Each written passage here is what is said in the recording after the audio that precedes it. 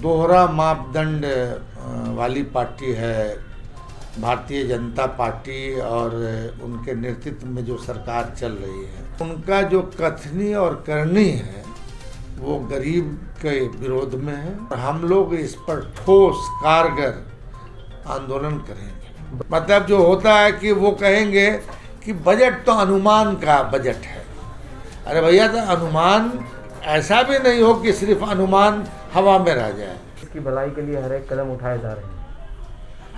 आपने देखा होगा कि दोहरा मापदंड वाली पार्टी है भारतीय जनता पार्टी और उनके नेतृत्व में जो सरकार चल रही है। तो अब जब आपने देखा होगा कि जब महंगाई बढ़ती थी यहाँ, तो उस वक्त उनकी कथनी क्या थी, और अब भी जो महंगाई जो है मतलब बेतहाशा बढ़ रहा है, तो अभी उनकी कथनी क्या है। तो उनका जो कथनी और करनी है वो गरीब के विरोध में है, आम आदमी के विरोध में है, और हम लोग अपनी पार्टी के तरफ से इसकी तीव्र निंदा करते हैं और हम लोग इस पर ठोस कारगर आंदोलन करेंगे। बजट से सर क्या उम्मीदें हैं? बजट पेश होने वाली है, बजट से क्या उम्मीदें हैं सर? कई नए चेहरे जो है मंत्रिमंडल में शामिल हुए हैं, ऐसे में बजट भी पेश होने वाली है, क्या ये डमी बजट साबित होगी? नहीं, ऐसा है ना कि मैं एक चीज़ कहेंगे बजट पे, जो एनडीए सरकार का बजट आता है हर साल जी, तो ये हर साल अपना पीठ ठोकते हैं कि हमारा बजट का आकार जो है इतना बड़ा हो गया है, मगर ये कभी नहीं बताते हैं 31 मार्च के बाद कि जो बजट की स्वीकृति विधानमंडल के मार्फत मिली थी उसमें आपने लैप्स कितना किया। हर साल ये 35,000, 40,000, 45,000, 50,000 करोड़ रुपया लैप्स करते हैं, जिसका हिसाब किताब जो है ना वो सार्वजनिक रूप से जनता को देते हैं, अब बताते हैं, मगर आकार का ये कहेंगे कि हमारा तो 2 लाख से ज़्यादा 2,20,000 का 25,000 का बजट का आकार हो गया है। मगर जब थोड़ी देर के लिए उन्हीं की योजनाओं के लिए उन्होंने जो बजट की स्वीकृति ली है, तो इसका दायित्व खर्च करने का किसका है? तो अब वो कहेंगे, जैसे हमारे यहाँ देहात में कहते हैं थेथरा, तो हमारे यहाँ मतलब जो होता है कि वो कहेंगे कि बजट तो अनुमान का बजट है। अरे भैया, तो अनुमान ऐसा भी नहीं हो कि सिर्फ अनुमान हवा में रह जाए। बजट का खर्चा कीजिए, मगर इनके बजट में खास करके गरीबों को फोकस कभी हुआ नहीं, समझा कि नहीं, अल्पसंख्यकों को, दलितों को, जो हमारे युवा हैं उनके लिए ये सब नहीं है। तो इसलिए हम पहले से भी नाउम्मीद हैं जो इनका कृत्य रहा है उसके आधार पर। तो अब देखिए, इब्तदाई इस खैर होता है क्या, आगे आगे देखिए होता है क्या। थेथरा कौन है सर? केरल में अगर बात की जाए तो कांग्रेस के एक विधायक ने इस्तीफा दे दिया है। कल की बात की जाए तो इसको लेकर कांग्रेस भी आप लोगों की अलायंस पार्टी है बिहार में, कैसे देख रहे हैं? अभी पांडिचेरी में दिया है, कांग्रेस के अंदर कोई भी प्रॉब्लम है, लेकिन उसके बारे में हमको कुछ ये बोलने का कोई मकसद अभी नहीं है, क्योंकि हम केरला में ये कांग्रेस का अलायंस में अभी चुनाव में लड़ने के लिए, और 15 साल से कांग्रेस के साथ हम लोग काम कर रहे हैं। अभी उनका पार्टी का कोई भी मामला है उसमें हम कुछ बोलना इस वक्त अच्छा नहीं है।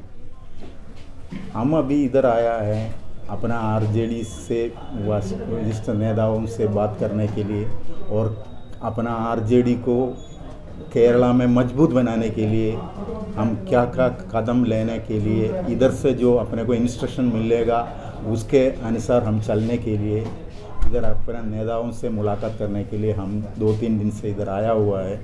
अभी अपना मुलाकात पूरा होने के बाद अभी अप्रैल में केरला में चुनाव आने वाला है। इस चुनाव में हम लोगों को आरजेडी को केरला का 14 नियमसभा मंडलों में मजबूत कमेटियां हैं।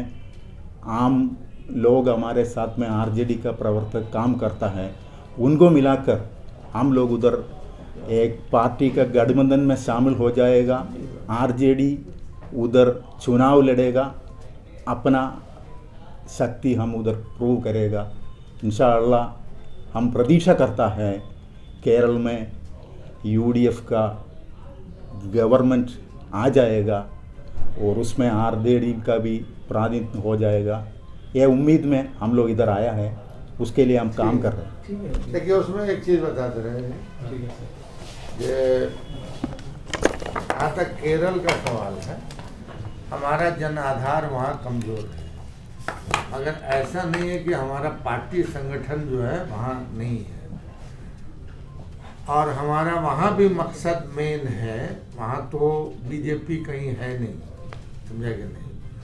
तो जहाँ तक सीपीएम और कांग्रेस का सवाल है, तो हमारा अभी स्टैंड क्लियर नहीं है। उसी पे बातचीत हो रही है कि हमें कोई निर्णय लेना है कि हमें वहाँ कांग्रेस के साथ रहना है या सीपीएम अलायंस के साथ रहना है। ये निर्णय हमें अभी लेना है।